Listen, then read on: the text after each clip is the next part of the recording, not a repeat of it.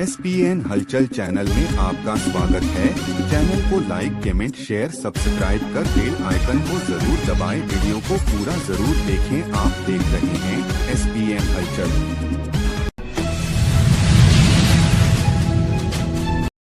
पटना का गांधी सभागार आज ऐतिहासिक संविधान सुरक्षा सम्मेलन का गवाह बना। जननायक राहुल गांधी जी को सुनने आज बिहार के हर जिले से सामाजिक कार्यकर्ताओं की उमड़ी भीड़ यही साबित करती है कि बिहार कांग्रेस के नेतृत्व में बड़े सामाजिक बदलाव करने के लिए तैयार है। आइए सुनते हैं राहुल गांधी जी का संबोधन। अनिल जैन जी,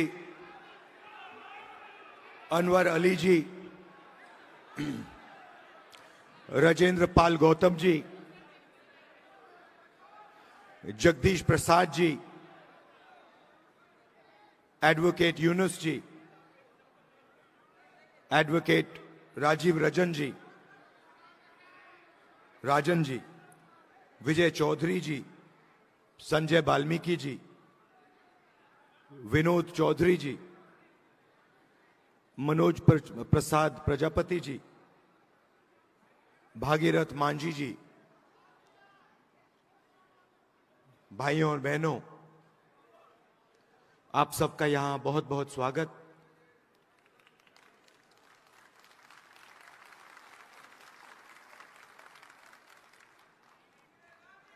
मैं आपके भाषण सुन रहा था।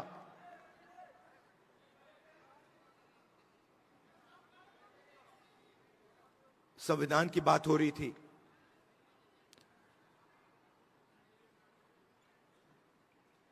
और जब हम इस किताब को देखते हैं,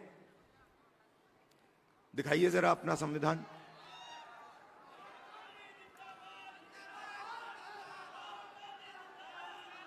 ये देखिए, जैसे ये अचानक संविधान इस हॉल के कोने कोने तक पहुंच गया, वैसा ही हम हिंदुस्तान में करना चाहते हैं। मगर हमारे लिए ये सिर्फ एक किताब नहीं है। ये इस किताब में हजारों साल की सोच है, हिंदुस्तान की सोच है। आपने शुरुआत में कहा कि बुद्ध भगवान की धरती पे आप स्वागत कर रहे हो। बुद्ध भगवान की आवाज इस संविधान में है।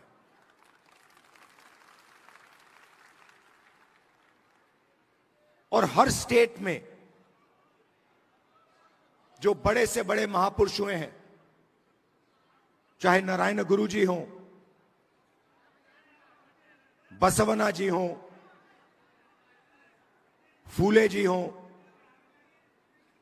गांधी जी हों, अंबेडकर जी हों, इन सब की आवाज इस संविधान में है। मगर सिर्फ उनकी आवाज इस संविधान में नहीं है। इस संविधान में एक और चीज है। इस संविधान में जो हजारों साल से इस देश में दलितों को, पिछड़ों को, आदिवासियों को, उनके खिलाफ जो अन्याय किया गया, जो लाखों करोड़ों रुपए, लाखों करोड़ों लोगों का जो दर्द है, दुख है, वो भी इस संविधान के अंदर आज तक है।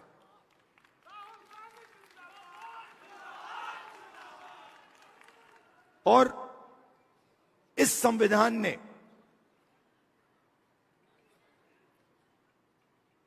उस दर्द को पूरी तरह नहीं मगर थोड़ा सा कम किया है।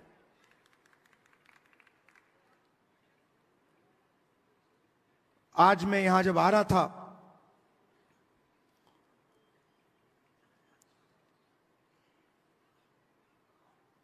गंगा जी की ओर मैंने देखा, गाड़ी में बातचीत हो रही थी और मैं सोच रहा था कि ये लगती तो एक नदी है,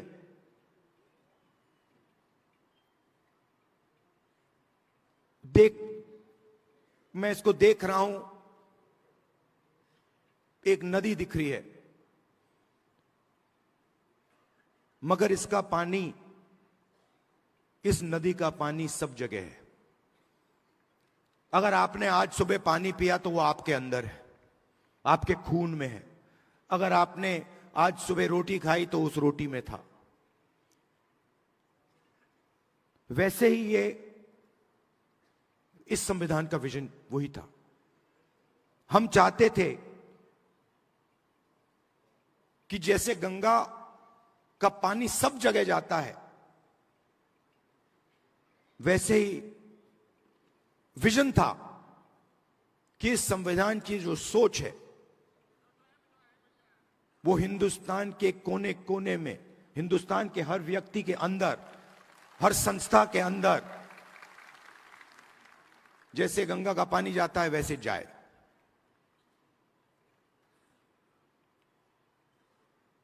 और कुछ दिन पहले मोहन भागवत कहते हैं कि गंगा गंगोत्री में नहीं शुरू हुई। हिंदुस्तान को आजादी 15 अगस्त 1947 को नहीं मिली,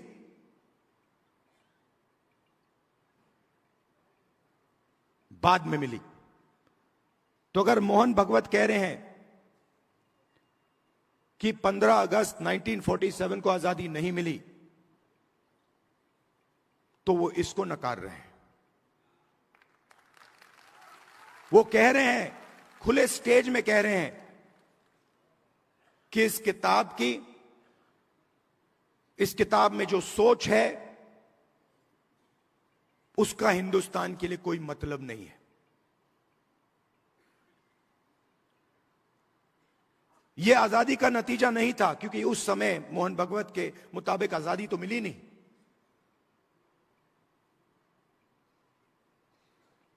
और इसकी सोच को, अंबेडकर जी की सोच को, गांधी जी की सोच को, बुद्ध भगवान की सोच को, फूले जी की सोच को वो मिटाने लगे हैं। हिंदुस्तान की हर संस्था से, हर इंस्टीट्यूशन से, फाइनेंशियल सिस्टम से, इकोनॉमिक सिस्टम से, पॉलिटिकल सिस्टम से, सोशल स्ट्रक्चर से मिटा रहे हैं उसको। आप मुझे बताओ, इस किताब में कहां लिखा है कि हिंदुस्तान का पूरा धन 2-3 आदमियों के हाथ में जाना चाहिए? कहां लिखा है इस किताब में?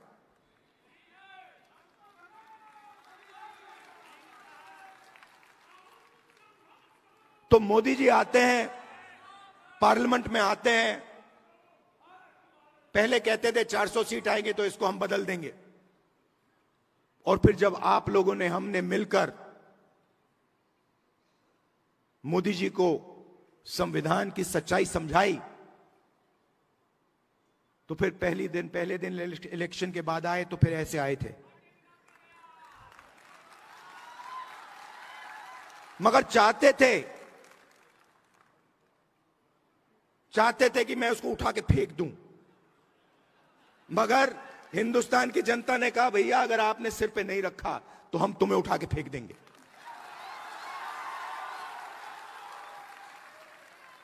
तो इसलिए प्रधानमंत्री ने इसको यहां रखा, मत्था टेका, अंदर चले गए और फिर अपना काम फिर से शुरू कर दिया।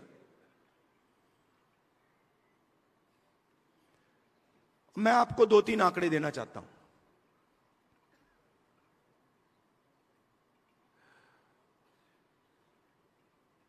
सबसे पहला आंकड़ा, आपने रिप्रेजेंटेशन की बात की, आपने कहा कि पॉलिटिकल रिप्रेजेंटेशन होना चाहिए।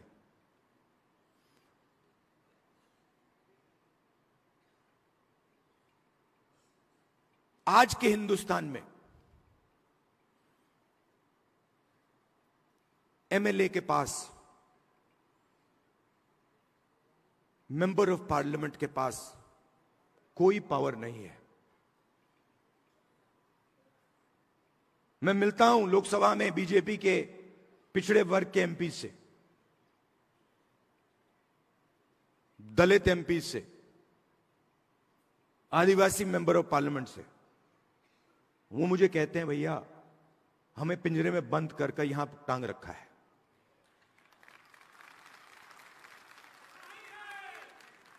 पावर कहीं और है, रिप्रेजेंटेशन कहीं और है। इसका यह मतलब नहीं है कि रिप्रेजेंटेशन नहीं मिलनी चाहिए, मिलनी चाहिए, जरूर मिलनी चाहिए और मिलनी चाहिए। मगर मेरा कहना है सिर्फ रिप्रेजेंटेशन से काम नहीं होने वाला है। हिंदुस्तान की सबसे बड़ी कंपनियों की लिस्ट निकालिए, अदानी, अंबानी, टाटा, बिरला, लिस्ट निकालिए। 500 कंपनी की लिस्ट निकालिए। इनको हिंदुस्तान की सरकार देश का पूरा धन पकड़ा रहा है। एयरपोर्ट्स, पोर्ट्स, सेलफोन, सारा का सारा धन इन 500 लोगों को पकड़ाया जा रहा है। और मैं आपसे पूछना चाहता हूं, इन 500 लोगों में से, इन 500 कंपनी के मालिक में से आप मुझे एक पिछड़ा वर्ग का व्यक्ति का नाम बता दो। एक दलित, एक आदिवासी का नाम आप मुझे बता दो। आपको एक नाम नहीं मिलेगा। इन कंपनियों की मैनेजमेंट टीम की लिस्ट निकालो, उसमें दिखा दो मुझे। एक दलित नाम दिखा दो, एक आदिवासी नाम दिखा दो, एक पिछड़े वर्ग का नाम दिखा दो, एक माइनॉरिटी का नाम दिखा दो।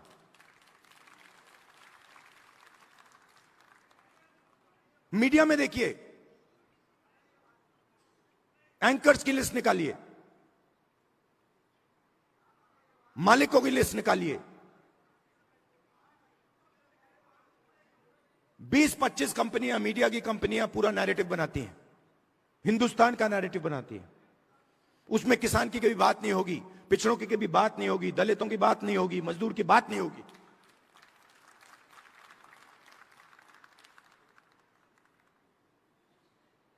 कुछ साल पहले मैं सोच रहा था ये किसानों की बात क्यों नहीं करते, सच्चे मुद्दे क्यों नहीं उठाते, बेरोजगारी की बात क्यों नहीं करते। मैंने लिस्ट निकाली, देखता हूं ये है कौन। मालिकों में आपको एक ओबीसी नहीं मिलेगा, एक दलित नहीं मिलेगा, एक पिछड़े वर्ग का व्यक्ति में नहीं मिलेगा, है ही नहीं उसमें। आपके लोग है ही नहीं उसमें। आप प्राइवेटाइजेशन की बात होती है। आप मुझे बताओ कौन सी प्राइवेट कंपनी में दलित, आदिवासी, पिछड़े वर्ग के लोग मालिक हैं, मुझे बताओ।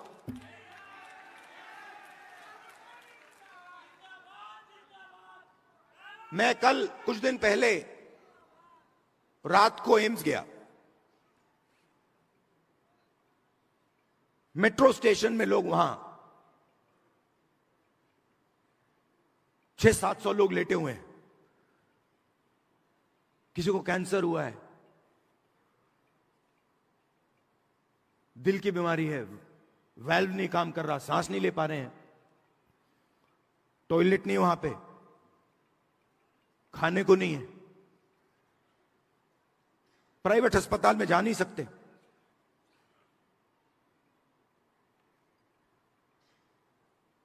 पूरा का पूरा सिस्टम, चाहे वो प्राइवेट अस्पताल हो, शिक्षा का सिस्टम हो, स्वास्थ्य का सिस्टम हो, बिजनेस का सिस्टम हो, आपके लोग हैं ही नहीं उसमें। आपने लड़ाई लड़ी, बहुत अच्छी लड़ाई लड़ी, और राजनीतिक रिप्रेजेंटेशन आपने पा लिया। मगर अगर मैं आपको सच्चाई बताऊं तो आपको सत्ता कहीं नहीं मिली। क्योंकि हुआ क्या, जब इन लोगों को पता लगा कि पिछड़ा वर्ग, दलित ये रिप्रेजेंटेशन ले रहे हैं,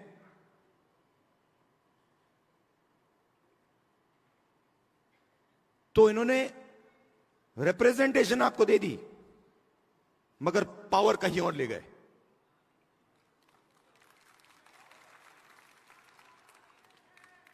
पावर कहां गई? Power Adani Ambani, power RSS, हर संस्था में अपने लोगों को डाल देते हैं। मैंने लिस्ट बनाई, आरएसएस के जो अपॉइंटीज हैं,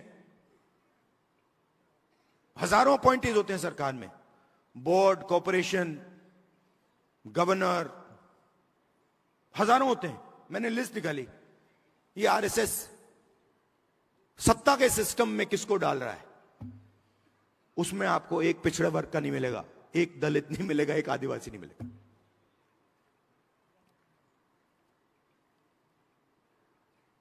बजट, हिंदुस्तान का बजट 90 लोग बांटते हैं।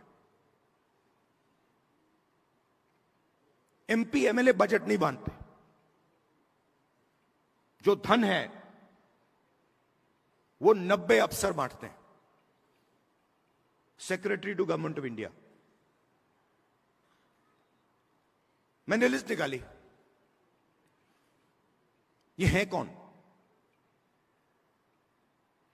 आपकी आबादी, पिछड़े वर्ग की आबादी 50% है, कम से कम। कोई जानता नहीं है। आज तक कोई यह नहीं कह सकता कि गारंटी कह के मैं कह रहा हूं कि भैया 50% है। यह कह सकते हैं कि हां 50%, कम से कम 50 है, 50 से 55 भी हो सकती है, 60 भी हो सकती है, पता नहीं, मगर 50 से कम नहीं है। दलितों की 15%, आदिवासियों की 8%। इसीलिए तो हम यहां आए हैं।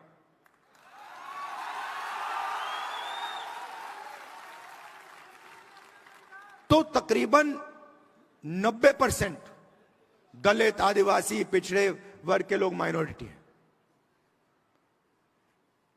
और अगर आप उन अफसरों की लिस्ट देखें तो 90 में से 3 ओबीसी वर्ग के हैं। आपकी आबादी 50%, 90 में से 3 आपके। और अगर हिंदुस्तान की सरकार 100 रुपए खर्च करती है बजट में, 100 रुपए बांटती है, तो ओबीसी अफसर 5 रुपए का निर्णय लेते हैं। आबादी 50%, बजट में भागीदारी 5%। दलित 15%, उनके भी 3 अफसर। 100 रुपए बंटते हैं, 1 रुपया उनका अफसर निर्णय लेता है, 1 रुपए का। आदिवासी 8%, 8% आबादी, 100 रुपए में से 10 पैसे की भागीदारी। तो अब आप सब मिला लो, सब मिलाकर 100 रुपए में से 6 रुपए 10 पैसे का निर्णय आप लोग लेते हो। माइनॉरिटी भी उसमें ही है, वो भी उसी में है। तो आपकी भागीदारी 6%, 7%, 8%, आपकी आबादी 90%। प्राइवेट सेक्टर में पूरा का पूरा धन 200 लोगों को जा रहा है, उसमें आपका एक आदमी नहीं। एम्स के सामने आपके लोग मर रहे हैं, मगर प्राइवेट अस्पतालों के मालिक की लिस्ट निकालिए, आपका एक आदमी नहीं उसमें।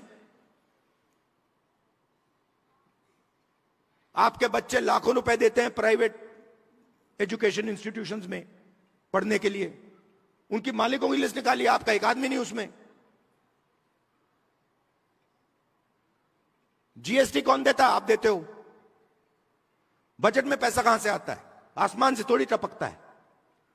बजट में पैसा, जीएसटी का पैसा आता है, जीएसटी का पैसा आप देते हो। जितना पैसा अदानी, अगर अदानी शर्ट खरीदेगा, यही शर्ट जो आपने पहन रखी है, अगर वो यही शर्ट खरीदेगा, जितना टैक्स आप दोगे उतना टैक्स वो देगा।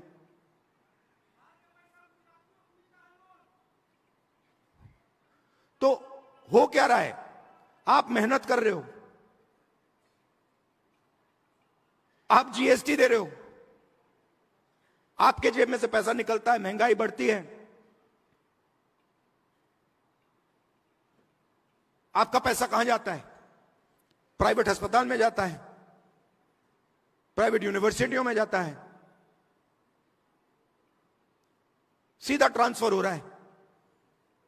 दलित, आदिवासी, पिछड़े वर्ग, माइनॉरिटीज, आपके जेब में से पैसा ट्रांसफर हो रहा है बस, और आप देखते रह रहे हो।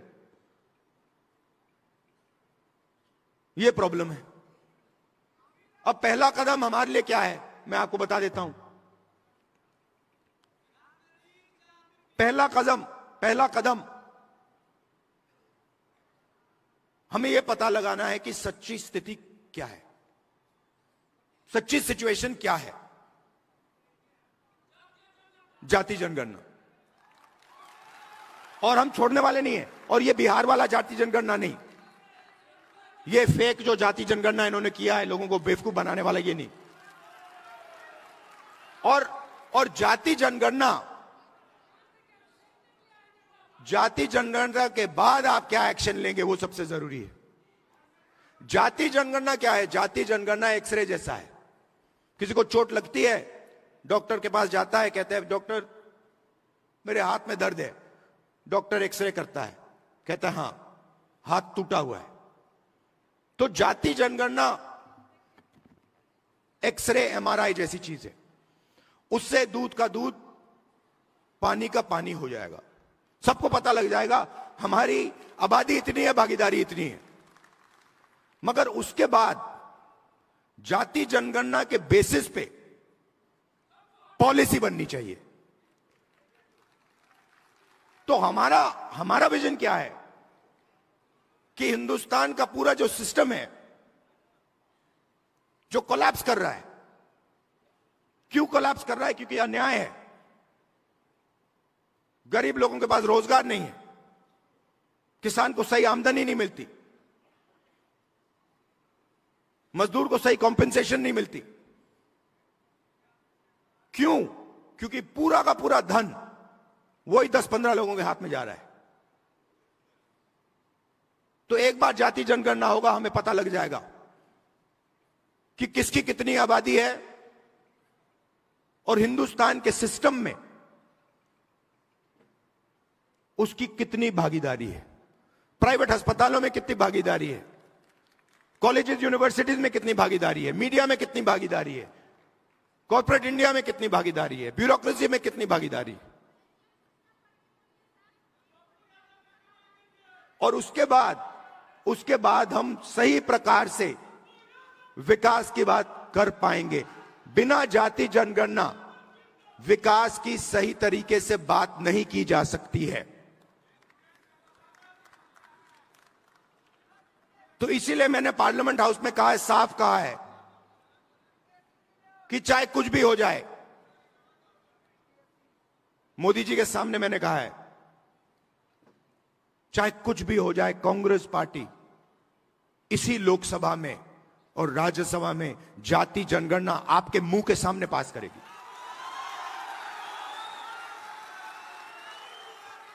और हमने यह भी कहा है कि जो दीवार बना रखी है 50% रिजर्वेशन की दीवार, उस दीवार को हम लोकसभा और राज्यसभा में तोड़ के परे कर देंगे। रिजर्वेशन 50% से ज्यादा होना चाहिए, जाति जनगणना होनी चाहिए और हर जात को इस देश में भागीदारी मिलनी चाहिए। और ये सिर्फ हम नहीं कह रहे हैं, ये सिर्फ आप नहीं कह रहे हैं, ये कॉन्स्टिट्यूशन कह रहा है, ये संविधान कह रहा है, इसमें लिखा हुआ है। इसमें लिखा है हिंदुस्तान के सब लोग एक जैसे हैं, समान हैं और सबकी प्रगति होनी चाहिए, सबकी भागीदारी होनी चाहिए। तो हम कॉन्स्टिट्यूशन के लिए, संविधान के लिए लड़ रहे हैं, संविधान की रक्षा कर रहे हैं और इसकी सोच को हम पूरे देश में फैला रहे हैं। और लड़ाई, मैंने पार्लियामेंट में भाषण में साफ बोली, लड़ाई संविधान और मनुवाद के बीच में है। एक तरफ समानता, एकता, दूसरी तरफ नफरत और हिंसा। और मैं ये आपसे कहने आया हूं, जो आपने कहा कि राजनीतिक नुकसान होगा तो भी मैं ये काम करूंगा, मुझे कोई फर्क नहीं पड़ता है। जितना नुकसान हो वो सब हो जाए, मुझे कोई फर्क नहीं पड़ता। ये काम मैं करके छोड़ूंगा। आप सब यहां आए, इसके लिए दिल से आपका बहुत बहुत धन्यवाद। और ये जो मैसेज है आप गांव गांव में फैलाइए, संविधान का मैसेज, जाति जनगणना का मैसेज और 50% रिजर्वेशन की दीवार को तोड़ने वाला मैसेज। धन्यवाद, नमस्कार, जय हिंद।